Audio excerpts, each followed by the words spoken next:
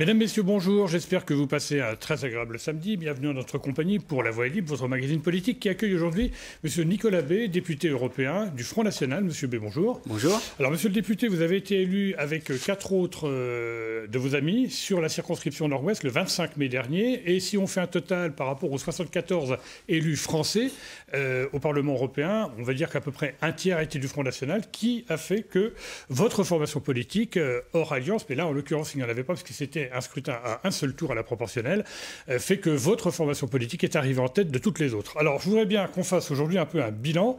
Ça fait maintenant quelques mois que vous exercez vos fonctions de député européen.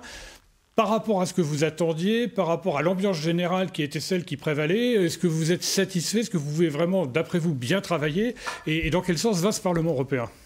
Je crois que le Parlement européen et les institutions européennes, d'une façon générale, vont plutôt dans le mauvais sens, et en tout cas pas dans le sens de l'intérêt des peuples et dans l'intérêt des nations. Et c'est ce que nous dénonçons. Je crois que si les Français ont porté le Front National à 25% des voix aux élections européennes, et même à 34% dans notre circonscription du Nord-Ouest, dont la Normandie fait partie, c'est justement parce que je crois qu'ils ont vu dans le discours du Front National et de Marine Le Pen une vraie lucidité sur une Union européenne qui aujourd'hui est au service de la grande finance, est au service d'intérêts autres que ceux du peuple, et nous avons voulu dénoncer un certain nombre de ces dérives. Non pas que nous soyons anti-européens, nous sommes attachés à l'Europe, à la civilisation européenne. Nous pensons simplement que l'Europe doit se construire dans le cadre de coopération entre les nations, des nations qui doivent conserver leur souveraineté et des peuples qui doivent garder leur liberté. Or aujourd'hui, l'Union européenne intervient dans tous les domaines, coûte très cher, il faut le rappeler. Nous contribuons à hauteur de 20 milliards d'euros chaque année. Sur un budget 135. Voilà, 20 milliards d'euros chaque année, et nous n'en récupérons que 13,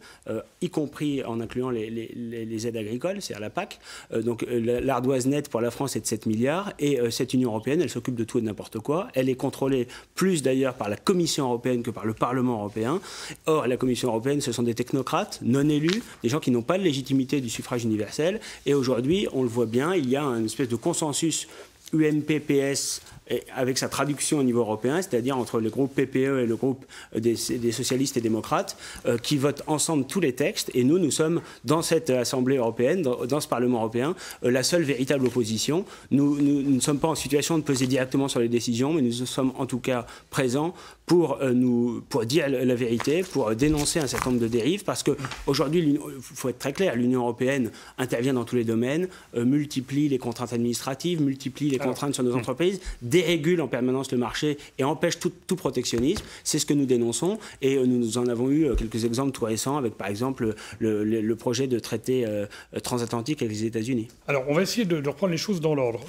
Récemment, vous avez rencontré les membres de la Commission européenne, donc les 27 membres que vous avez auditionnés, et à ce moment-là, vous vous êtes déclaré contre la poursuite de ce qui existe, à savoir l'application du traité de Rome, et vous êtes favorable, si j'ai bien compris, vous allez nous dire pourquoi, à un retour en arrière, plutôt à ce qu'était le traité d'Amsterdam, qui était peut-être moins coercitif, on va dire les choses comme ça.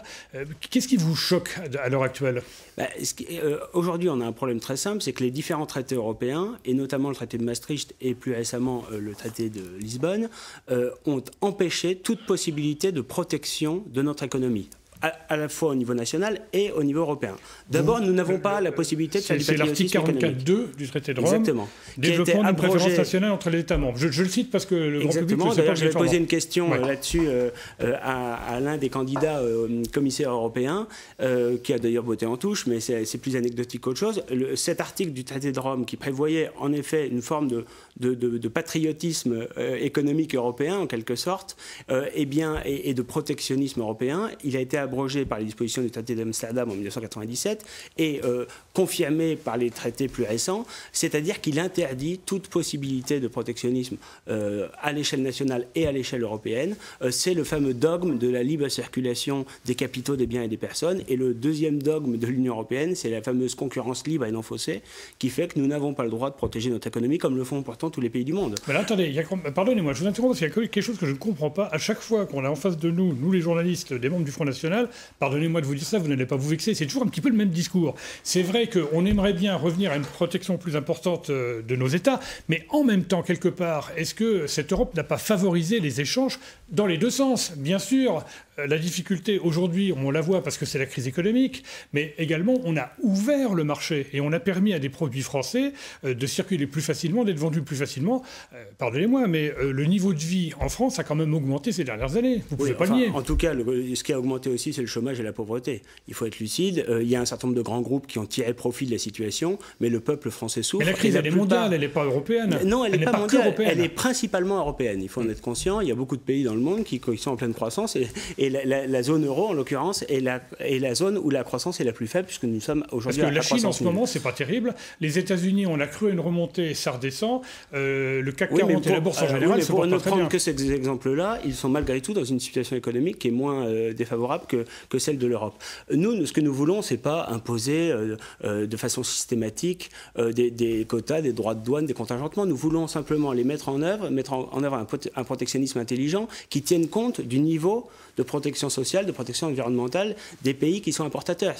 C'est-à-dire qu'en clair, ceux qui font travailler des enfants 18 heures par jour, payés 20 € par mois et en polluant toute la planète, eh bien, il faut évidemment que les produits... Ça, c'est pas en Europe que ça se passe. Non, sauf peut-être un peu en Pologne et dans certains pays de l'Est.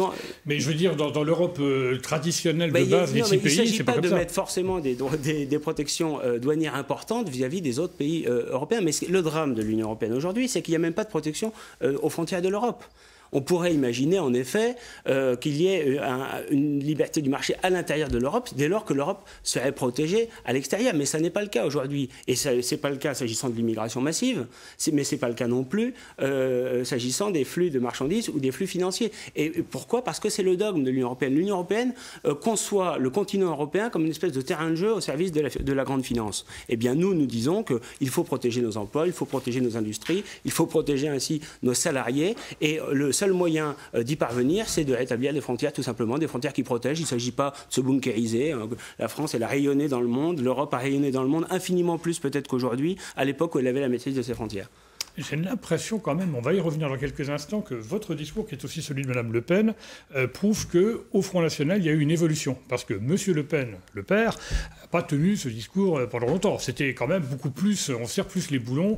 On quitte le... Est-ce que vous êtes toujours favorable à quitter l'euro, par exemple? Nous pensons que l'euro sous sa forme actuelle n'est pas viable. Et donc, il faut envisager de faire évoluer l'euro, par exemple, en transformant l'euro monnaie unique en euro-monnaie commune, ce qui permettrait à la fois d'avoir une monnaie d'échange internationale et en même temps que cette monnaie soit constituée d'un panier de monnaies, c'est-à-dire qu'en clair, que chaque pays ait sa liberté monétaire, c'est-à-dire qu'on ait une monnaie qui soit au service de l'économie et pas le contraire. Aujourd'hui, l'euro, sous sa forme actuelle, et compte tenu de son niveau d'évaluation très élevé, eh bien, ça sert les intérêts de l'Allemagne au détriment de tous les autres pays de la zone euro. Eh bien, nous voulons mettre fin à cette dérive parce que c'est cette dérive qui impose l'austérité massive. Nous avons une balance commerciale déficitaire de 70 milliards d'euros. On aurait évidemment intérêt, et ça n'est pas possible dans le cadre actuel, à avoir une monnaie moins fortement évaluée. Est-ce que vous permettez à quelqu'un de plus âgé que vous de vous dire que, l'ayant connu, comme beaucoup de personnes qui nous regardent et qui sont de ma génération, la période où on dévaluait le franc par rapport aux marques, ce n'est pas obligatoirement une période très heureuse. On faisait fonctionner l'économie sur la base de dévaluation, et c'est vrai qu'à un moment, on l'a évoqué pour la Grèce. On a dit de la Grèce, c'est un pays qui est en grande difficulté aussi, parce qu'elle fonctionne avec le même euro que les autres pays, et notamment l'Allemagne, où l'euro aussi pose d'autres problèmes, parce que justement, le mark serait beaucoup plus puissant probablement que l'euro actuel. Oui, sans doute, mais pour prendre l'exemple de la Grèce, il est évident que la Grèce aura intérêt à avoir une monnaie beaucoup moins fortement évaluée. Aujourd'hui, qu'est-ce qu'on a? On impose à la Grèce de rester dans l'euro. Moyennant quoi, il y a 30% de chômage, il y a une régression sociale absolument dramatique. C'est-à-dire qu'on impose à ce pays-là une austérité que aucun pays occidental n'a connu depuis des siècles. C'est ça la réalité aujourd'hui. Donc on voit bien que ce cadre européen, il est coercitif et il ne défend pas les intérêts des peuples. Nous voulons une Europe beaucoup plus souple, qui soit fondée sur des coopérations entre les nations. Et c'est la différence fondamentale d'approche entre nous et nos adversaires de l'UMPS qui finalement considèrent que la nation est un concept et un cadre dépassé. Nous pensons que c'est un concept d'avenir. Nous pensons que c'est le meilleur moyen de défendre notre économie, de défendre nos libertés fondamentales, de défendre défendre aussi notre sécurité, parce que c'est aussi parce qu'il n'y a pas de frontières réellement contrôlées au niveau européen que nous avons une immigration massive qui vient en France parce que les avantages sociaux y sont considérables, et l'immigration massive engendre le communautarisme, engendre même maintenant des phénomènes qu'on n'aurait pas imaginés il y a encore quelques années, le djihadisme, des milliers de jeunes qui partent se battre avec les fous d'Allah en Syrie ou en Irak parce que nous avons laissé s'installer, se développer le communautarisme sur notre sol, et ce communautarisme génère lui-même un islamisme. La réponse des pouvoirs publics est affligeante. M. Cazeneuve explique qu'il faut faire un numéro vert et essaye de dissuader ces jeunes de partir. Nous disons plutôt qu'il faut les dissuader d'avenir. C'est ce que j'allais dire, finalement, compte tenu de votre philosophie, à la limite, vous allez peut-être préférer qu'ils partent plutôt que de les retenir. Mais ça ne résout pas le problème sur le fond. C'est aussi des jeunes qui sont en manque, qui souffrent aussi, quelque part, parce qu'ils n'ont pas d'avenir, parce qu'ils n'ont pas d'emploi, etc. Je voudrais qu'on revienne quand même... Oui, mais c'est la faute des responsables politiques qui les ont fait venir. Leur ont fait croire qu'il y avait un Eldorado français. Et c'est surtout leurs parents qui ont fait venir à une certaine époque, ou peut-être oui, ça dépend, mais aussi. Vous savez, on a toujours 200 000 entrées légales par an, sans parler de l'immigration clandestine. Donc c'est pas seulement un phénomène ancien, l'immigration, c'est un phénomène qui reste massif. C'est exponentiel en ce moment, c'est clair. Exactement, ça l'est aujourd'hui avec François Hollande, ça l'était d'ailleurs précédemment avec Nicolas Sarkozy. Alors je voudrais qu'on revienne quand même sur le budget de la France, qui, comme les budgets des autres pays de la communauté européenne, ont été présentés donc à la fameuse commission qui doit donner son avis. Alors ça s'est passé le 15 octobre, l'avis va être donné dans à peu près 3 semaines. Alors, d'après les bruits qui courent, les informations qu'on a à droite à gauche, il semblerait que le budget français ne soit pas rejeté, mais que la Commission européenne demande à la France, et pas seulement à la France, à l'Italie également, de revoir un petit peu sa copie. Qu'est-ce que vous en pensez? Alors là, je suppose que ça doit vous énerver, ça, le fait d'être obligé de présenter son budget devant une commission. Maintenant, on est encore une fois dans un cadre économique européen qui fait qu'il faut que tout le monde aille à la même vitesse, enfin à la même vitesse ou aille dans le même sens, parce que sinon ça ne va pas marcher.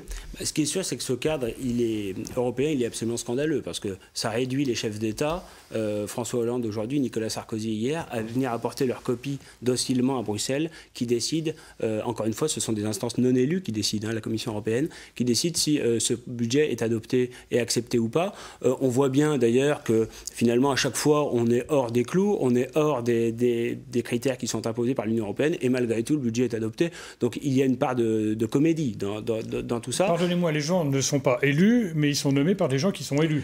Oui, mais si vous voulez, il y a un consensus général c'est le cas de M. Moscovici, par exemple. Oui, bien sûr, mais on l'a vu d'ailleurs. Pendant la campagne européenne, vous aviez la gauche qui disait notre candidat à la présidence de la Commission, c'est Martin Schulz, socialiste allemand, et l'UMP qui disait c'est M. Juncker, le Premier ministre luxembourgeois, qui est notre candidat, comme s'il y avait un enjeu et un débat entre les deux. Le résultat, c'est qu'en juillet, je l'ai vécu au Parlement européen, ils ont tous ensemble voté pour M. Juncker à la tête de la Commission et pour M. Schulz à la tête du Parlement européen. Donc je crois qu'il y a un consensus général entre eux. Ils sont d'accord sur une orientation principale qui est le mondialisme ultralibéral à marche forcée, et le reste, les critères qu'ils imposent, etc., aux États, finalement, on voit qu'ils ne sont pas toujours respectés. Et peu importe, parce que finalement, ils sont d'accord sur un point, c'est imposer l'austérité au peuple, c'est les classes moyennes et les classes populaires qui trinquent systématiquement. Ce n'est pas les gouvernements, aussi défaillants soient-ils. Alors, il y a deux façons de voir les choses. Il y a la vôtre, qui rejoint d'ailleurs une partie de la gauche, M. Hamon, qui n'est plus ministre de M. Valls. Alors là, en ce moment, il se laisse un petit peu aller. Il dit carrément que c'est l'horreur, le budget tel qu'il est discuté en ce moment au Parlement et en particulier à l'Assemblée nationale. Et donc, l'Europe, c'est vraiment un non-sens qu'il aurait fallu faire autrement. Et soit dit en passant, le porte-parole du gouvernement, M. Le Foll, lui indique la porte de sortie en disant il ferait peut-être mieux de partir du Parti socialiste. Et vous rejoignez un peu cette ligne-là. Hein. À la gauche de la gauche, il y a quand même des gens qui sont plutôt d'accord avec ce que vous dites. Et attendez, il y a la deuxième. Ce sont des postures. Ah bah attendez, ça c'est oui, enfin quand même, on pense que sincèrement ils sont quand même pas tout à fait d'accord. Et il y a la deuxième façon de voir les choses, c'est la façon plutôt la droite traditionnelle, et peut-être que qui rejoint peut-être une partie du PS et de l'UMP notamment, qui dit mais c'est bien fait pour nous parce que quelque part on n'a peut-être pas fait ce qu'il fallait faire avant, droite et gauche confondues, pour remettre sur les clous le budget. Et finalement, qu'est-ce que fait l'Europe? Elle nous dit, faut peut-être vous mettre dans les clous. Et c'est peut-être aussi injuste par rapport à des pays à qui on n'a pas demandé leur avis et que eux, on a stigmatisé et qu'on a puni d'une certaine façon. Alors on pense à la Grèce, on pense à l'Espagne, on pense au Portugal. Mais pourquoi? Parce que ces gens-là vivent avec un objectif qui est l'harmonisation absolue entre les pays européens, ce qui est une utopie totale.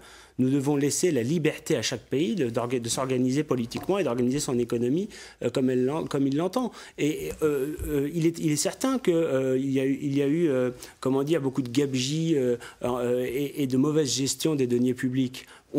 Pour une raison d'ailleurs très simple, c'est pas parce que les Français n'ont pas fait assez de sacrifices, je crois qu'on leur en a imposé bien assez, c'est simplement parce qu'on refuse de s'attaquer à ce qui coûte cher. Au lieu de taxer toujours davantage les Français, les plus modestes, encore une fois, ou les petites entreprises, on a les PME et TPE dans notre pays payent 22% en moyenne d'impôt sur les sociétés, les grands groupes du CAC 40 en payent 8%. C'est évidemment scandaleux, mais on ne s'attaque pas à ce qui creuse les comptes publics et les comptes sociaux. On a une immigration qui coûte 70 milliards d'euros par an, personne n'y touche. On a la fraude sociale qui coûte au minimum 10 milliards d'euros par an, personne n'y touche. Vous ne pouvez pas dire ça. Là, on a déjà récupéré 2 milliards et le gouvernement se vante de pouvoir faire encore mieux. Et c'est vrai, vous avez raison, il y a de l'argent récupéré, oui, c'est mais clair. Pour l'instant, on voit qu'ils ne font pas grand-chose. Regardez l'aide médicale d'État, c'est à la CMU du clandestin. Ça permet à quelqu'un qui est clandestin, qui n'a rien à faire en France, de se faire soigner gratuitement, comme les Français ne peuvent plus le faire aujourd'hui. Eh bien, cette AME, elle coûte 1 milliard d'euros par an, en hausse continue. Le budget de l'AME vient d'augmenter de 73 millions d'euros il y a quelques jours seulement. Donc on voit bien qu'on demande toujours des sacrifices aux mêmes et que dans le même temps, on ne s'attaque pas aux coûts exorbitants d'un certain nombre de dérives et de choses qui sont nuisibles pour la France. L'euro, on nous a expliqué qu'il fallait à tout prix renflouer l'euro, sauver l'euro. On a vendu ça aux Français, ils n'en tiraient aucun bénéfice. Ça nous a quand même coûté 72 milliards d'euros. Enfin, je ne suis pas tout à fait d'accord, parce que l'euro, finalement, on achète des dollars, et comme l'euro est quand même supérieur au dollar, ça nous permet de payer le pétrole moins cher, par exemple. Oui, écoutez, quand on n'avait pas l'euro, le prix du pétrole était moins élevé qu'aujourd'hui. J'ai connu les 2 chocs pétroliers des années 70, je peux vous dire que ça fait très mal, notamment dans cette Goudet, région. Vous savez aussi que le prix du carburant à la pompe est constitué à 61% de taxes. Ça n'est pas faux. Et par conséquent, on pourrait très bien faire moduler facilement le prix du carburant à la pompe, mais aujourd'hui, il est en hausse constante malgré l'euro. Alors on va, si vous le voulez bien continuer, on va parler de la politique nationale et, j'allais dire, des collectivités territoriales. Vous êtes vous-même impliqué puisque vous êtes conseiller régional, président du groupe du Front National au Conseil régional. Vous êtes conseiller municipal à Elbeuf et vous êtes député européen. Alors, soit dit en passant, vous, au Front National, qui n'arrêtez pas de taper sur ceux qui cumulent les mandats, est-ce qu'on ne peut pas vous faire le même reproche aujourd'hui? Non, d'abord parce que je n'ai pas de mandat exécutif local. Et l'objectif du non-cumul des mandats, c'est d'éviter des féodalités locales. Donc, dans mon cas, il n'y a pas de risque. Et vous aimeriez bien quand même, par exemple, être maire d'Elbeuf et être président du conseil régional? Écoutez, pour l'instant, la question ne se pose pas. On verra l'année prochaine dans le cadre de la campagne des régionales. Mais je suis actuellement dans une situation de cumul qui est très temporaire, qui est liée au fait qu'il y a un recours contre l'élection européenne, qui ne nous concerne pas du tout d'ailleurs. Et dès que ce recours sera tranché, la loi m'obligera à choisir l'un de mes 2 mandats locaux. Donc je ferai connaître ma décision en temps utile. Mais pour l'instant, j'assume l'ensemble de ces responsabilités. Je suis assidu au conseil régional. Je crois qu'on ne peut pas dire le contraire. Je suis assidu également au conseil municipal d'Elbeuf et également au Parlement européen. Donc je crois qu'il est parfaitement possible aussi d'assumer les mandats qui nous ont été confiés par les Français, en l'occurrence par les Normands. Alors, il nous reste 9 minutes 47 pour la première partie de cette émission. Je voudrais quand même qu'on parle des collectivités territoriales. Alors, il y a des élections cantonales qui ne vous étaient pas, qui vont s'appeler d'ailleurs élections départementales, qui sont prévues les 2 dernières semaines du mois de mars 2015. On prévient déjà nos téléspectateurs, il y aura 2 soirées spéciales sur France 3, bien évidemment. Et il va y avoir normalement, je dis bien normalement, les élections régionales à la fin de l'année 2015. Inédit, des élections au mois de décembre. À part les présidentielles de 1965, c'est quand même relativement peu courant d'avoir des élections pendant l'hiver. Mais pourquoi pas? Et là, on parle beaucoup de réunification. Vous êtes conseiller régional. Est-ce que vous êtes favorable à cette réunification des 2 Normandies? Le Front National s'est toujours prononcé pour la réunification de la Normandie pour une raison d'ailleurs très simple, c'est que cette dissociation entre 2 demi-régions Haute et Basse Normandie n'avait absolument aucun sens et ne correspond pas en particulier à des réalités historiques, géographiques qui sont anciennes. Donc nous avons toujours été pour la réunification de la Normandie. Je note d'ailleurs qu'à une époque, on était les seuls. L'UMP s'était rallié à cette idée très tardivement en 2010. Non, attendez, M. Morin et ses amis de l'Union pour la Normandie, ça fait quand même des années qu'ils militent en cette faveur. Oui, depuis 2010. Et avant, il y avait que le Front National qui le proposait. Aujourd'hui, on a un parti socialiste qui met cette réforme en œuvre, mais dans le cadre de la constitution de grandes régions européennes, dont l'objectif est d'en faire des interlocuteurs directs de Bruxelles au détriment de l'État-nation. Donc de ce point de vue-là, nous sommes opposés à cette dérive. Néanmoins, la réunification de la Normandie est une bonne chose, mais ça ne réglera pas tout. Il est évident que le fait d'affirmer l'identité normande en soi, qui participe elle-même de l'identité nationale, nous y sommes favorables, mais ce n'est pas parce qu'on réunifie la Normandie qu'on aura une diminution du chômage ou de la pauvreté dans notre région ou une amélioration de la désindustrialisation qui frappe l'ensemble de notre territoire. Donc si vous voulez, il ne faut pas mentir, il ne faut pas utiliser cette réunification comme un gadget, ce que fait actuellement un parti socialiste qui est aux abois, qui est incapable de régler aucun des problèmes de nos compatriotes. Il n'y a pas quelque chose qui vous surprend un petit peu, enfin, certains à droite comme à gauche le disent, à savoir que ce n'est pas le même traitement pour tout le monde. C'est-à-dire que finalement la réunification de la Normandie, c'est peut-être ce qui est le plus facile d'un point de vue économique et politique. Dans certaines régions, ça chauffe un petit peu. Et alors là, ça va peut-être vous faire sourire, mais je pense que vous êtes au courant. Dans le Nord, Pas-de-Calais, où on pense à une réunification, enfin une unité de Nord-Pas-de-Calais avec la Picardie, Madame le maire de Lille n'est pas contente parce qu'elle dit si la Picardie passe au Front National, à ce moment-là, il peut y avoir une contagion du côté du Front National. Ce sont ces termes. Et il y a des régions qui ne vont pas bouger. La région Île-de-France, la Bretagne pour le moment. Enfin bref. Est-ce que c'est pas un peu le problème? Les propos de Martine Aubry illustrent le fait absolument pitoyable que le Parti socialiste ne cherche pas l'intérêt des Français, ne cherche pas à avoir une organisation territoriale de notre territoire qui soit harmonieuse. Le Parti socialiste cherche simplement à défendre ses petits intérêts électoraux et à empêcher l'émergence et le développement et des victoires électorales d'un Front National qui est aujourd'hui la seule opposition. Donc le fait que, en fonction du poids électoral du Front National, on décide l'organisation territoriale de la France, ça en dit long sur l'état du Parti socialiste au pouvoir. Encore une fois, nous sommes plutôt opposés à ces regroupements de régions. Il y a une exception, c'est la réunification de la Normandie que nous avons toujours demandé.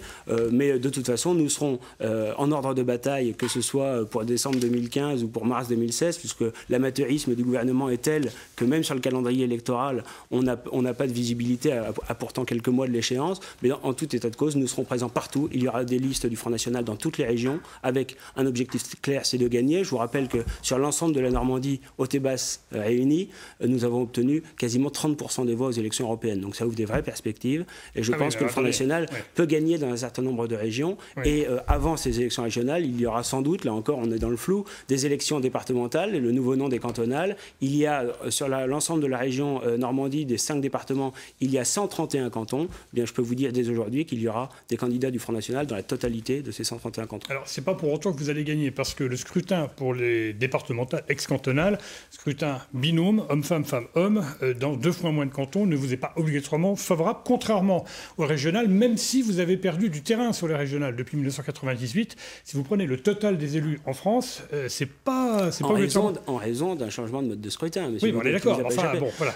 Puisque nos adversaires créent des modes de scrutin qui sont destinés à écarter le Front National de toute représentation. Je crois que pour les élections départementales, ils n'y parviendront pas, parce que c'est vrai que le mode de scrutin majoritaire à 2 tours nous est plutôt défavorable, mais on a vu aux élections législatives qu'il ne nous empêchait pas de gagner. Nous avons gagné 2 sièges de députés. Et puis même tout récemment, aux élections sénatoriales, qui est un mode de scrutin qui, par définition, nous est très défavorable, puisque ce sont les élus qui votent, et bien là aussi, on a eu des belles victoires, des belles surprises de sénateurs élus dans le sud de la France, mais également, on a vu qu'il y avait des milliers d'élus locaux dans la ruralité, abandonnés par les pouvoirs publics, abandonnés par le système UMPS, qui se tournaient vers le Front National. Et ça montre aussi qu'il y a... 1546 sur 587 335. Alors vous allez me dire, c'est mieux qu'avant, puisque avant c'était quand même beaucoup moins, mais il y a encore du chemin à faire. Non, là, vous parlez du nombre d'élus du Front National, mais sachant que... Il y a 13 maires. Oui. Sur 36 635 communes. Bien sûr, mais là encore, on a des modes de scrutin qui ne nous sont pas forcément favorables. Je ne vous dis pas que le Front National est majoritaire. Oui, il y a une prime majoritaire de 50% municipal. Voilà. Le Front National, aujourd'hui, est en train d'émerger à un très haut niveau. Nous sommes à 25% des voix, on n'est pas encore à 50%.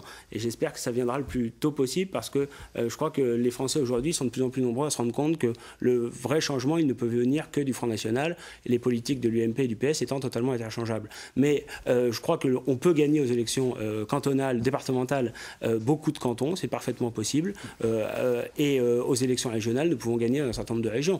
Donc il faudra compter avec le Front National, nous serons présents systématiquement, et je pense que la défiance à l'égard du PS est telle aujourd'hui que dans des anciens fiefs de gauche en particulier, nous pouvons créer la surprise. J'ajoute d'ailleurs, s'agissant de l'UMP, qu'aujourd'hui, beaucoup de nos compatriotes ne voient pas du tout l'UMP comme un recours. L'UMP aurait pu profiter des 2 dernières années qui viennent de s'écouler pour se reconstruire. Ils n'ont pas de chef. Pas avec votre aide, ils n'ont pas de projet. Vous n'avez pas fait de cadeau. Non, bien sûr, ils n'ont pas de chef, ils n'ont pas de projet, et puis ils ont un bilan qui les discrédite totalement. Parce que comment l'UMP pourrait-elle aujourd'hui critiquer le Parti socialiste, alors que quand l'UMP était au pouvoir jusqu'en 2012, elle a mené exactement la même politique dans tous les domaines. Voilà, sauf que du côté de la gauche, il y a un schisme avec ceux qui sont à la gauche de la gauche et qui ne sont pas d'accord. Une question quand même concernant maintenant, à défaut de savoir ce qui va se passer, parce que je pose la question à toutes les personnalités politiques qui viennent sur ce plateau, mais personne ne peut répondre pour le moment. À défaut de savoir ce qui va se passer, qu'est-ce que vous souhaiteriez au niveau de la distribution des rôles entre les différentes collectivités territoriales? Alors on parle de la métropole, Rouen, bien évidemment, dont on dit que naturellement elle est appelée à être la capitale de la région normande réunifiée. Il y a le conseil régional, alors éventuellement une grande Normandie, et les conseils départementaux, ex-conseils généraux. Je crois que d'abord, sous prétexte de simplification, on ne cesse de rajouter des couches supplémentaires dans le millefeuille, ce qui est évidemment une aberration. On voit bien que le projet du PS, mais aussi de l'UMP d'ailleurs, c'est clairement de substituer une nouvelle organisation territoriale, c'est-à-dire de substituer l'intercommunalité à la commune, au détriment des libertés communales. Je rappelle que la commune reste malgré tout un échelon de proximité auquel les Français sont très attachés. De substituer aussi la région au département. M. Valls a annoncé la disparition des départements à échéance de 2021. Il a obtenu le sauvetage d'au moins 53 départements. Je ne suis pas sûr que le Parti radical de gauche soit en mesure d'obtenir grand-chose ni de peser encore sur la vie politique. Et ils ont pour objectif également de substituer l'Europe à la nation. Leur schéma en clair, c'est l'intercommunalité, la région et l'Europe. Nous pensons que la commune, le département, ou des regroupements de communes, le département et la nation vous êtes pour les communautés restent de communes la meilleure... pour faire des économies d'échelle, si vous n'allez pas faire 3 piscines dans 3 communes qui sont séparées d'un kilomètre.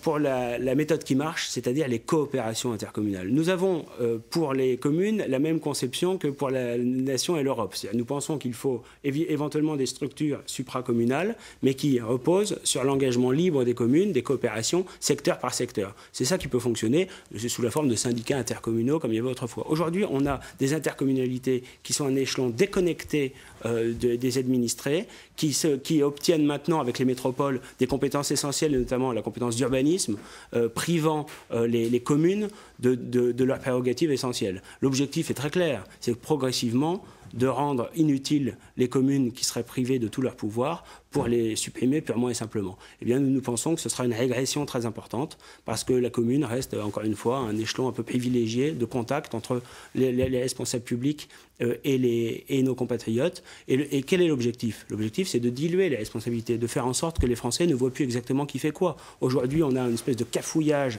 général de l'organisation administrative et territoriale, de sorte que les politiques se disent qu'ils seront un petit peu à l'abri de la sanction parce que les Français ne sauront plus exactement qui est responsable de la situation dramatique dans laquelle ils sont.